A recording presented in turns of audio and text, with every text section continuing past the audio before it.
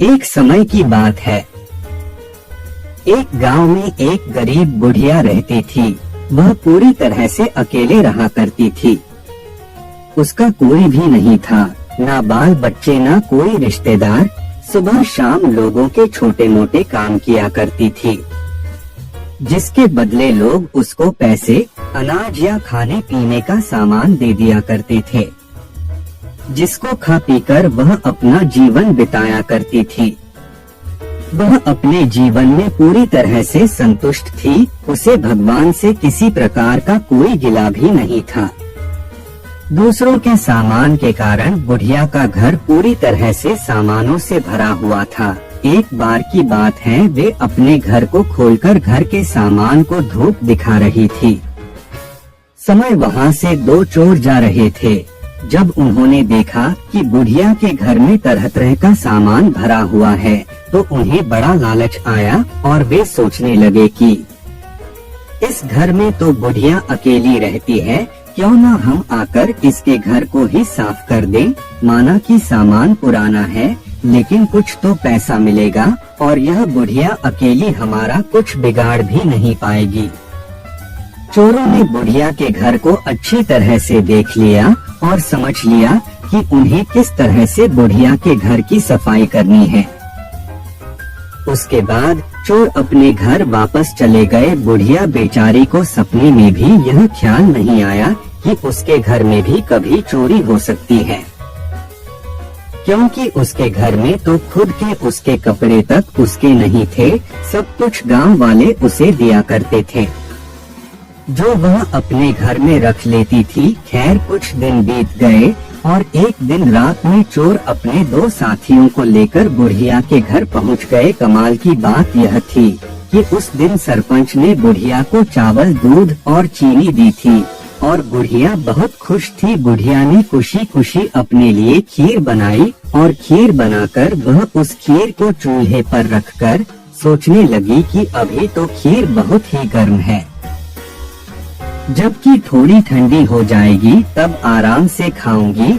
और अपने बिस्तर पर लेट गई और खीर के ठंडा होने का इंतजार करने लगी। लेटे लेटे उसे नींद आ गई और वे सो गई और जोर जोर से खर्राटे लेने लगी।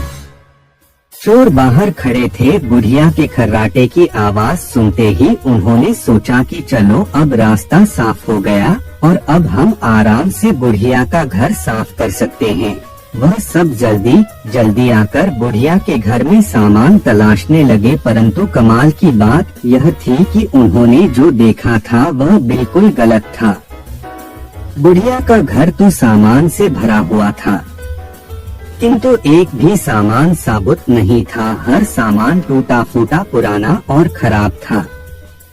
यह चोर बड़े दुखी हुए और बुढ़िया को बहुत गालियां देने लगे। वह बोले, देखो कितनी दुष्ट बुढ़िया है, आराम से सो रही है और हम बेचारे इतनी मेहनत कर रहे हैं। तभी दूसरे चोर की नजर चूल्हे पर रखी खीर पड़ी। गरम गरम खीर को देखकर चोर ने कहा, चलो बुढ़िया के घर कुछ और नहीं मिला तो कम से कम खीर तो है। और वह उसको खाने लगे। जब वह खीर खाकर जाने लगे तो उन्होंने थोड़ी सी खीर बुढ़िया के लिए छोड़ दी, किंतु जब उन्होंने बुढ़िया की तरफ देखा तो उसका हाथ खुला हुआ था, जैसे वह कुछ मांग रही हो। साथ ही उसका मुंह भी खुला हुआ था, जिसे देखकर चोरों ने सोचा कि बेचारी बुढ़िया लोगों से मांग मांग कर अपना जीवन बिता रही है, लगता है बहुत थक गई है और खाने के लिए खीर मांग रही है। आखिर उम्र में है तो हमारी माँ के ही बराबर। और बिना कुछ सोचे समझे गरम गरम खीर बुढ़िया के मुंह में डाल दी। गरम गरम खीर मुंह में पड़ते ही बुढ़िया जोर से चिल्लाई, हाय दैया, मार डाला, मार डाला, मार डाला। बुढ़िया की चीख सुनते ही चोर डर के जल्दी छुपने लगे। जिसने मुंह में खीर डाली थी वह ऊपर जाकर छिप गया, एक चारपाई के नीचे और एक चारपाई के दाएं। बुढ़िया की चीख सुनते ही गांव वाले बुढ़िया के घर आ गए और पूछने लगे, क्या हुआ माँ? बुढ़िया बोली, मुझे क्या पता, ऊपर वाला जाने। यह सुनते ही ऊपर छिपा हुआ चोर बोला, अरे भला मैं क्यों जानूं तुम्हारी चारपाई के नीचे छिपा चोर न जाने। यह सुनते ही चारपाई के नीचे वाला चोर बोला, मैं ही क्यों जानूं चारपाई के दाएं छुपा चोर क्यों न जाने। और इस तरह से तीनों चोरों ने खुद ही अपना पता गांव वालों को बता दिया और फिर गांव वालों ने उन्हें पकड़कर खूब पिटाई करी और वापस भेज दिया। उसके बाद से चोरों ने कान पकड़ लिया कि आज के बाद कभी वह चोरी कभी नहीं करेंगे। चोर चाहे जितनी भी कोशिश करे अपने आप को छुपाने की, लेकिन वह फिर भी पकड़ा जाता है। इसलिए हमें कभी चोरी नहीं करनी चाहिए और अपने बच्चों को यही सीख देनी चाहिए।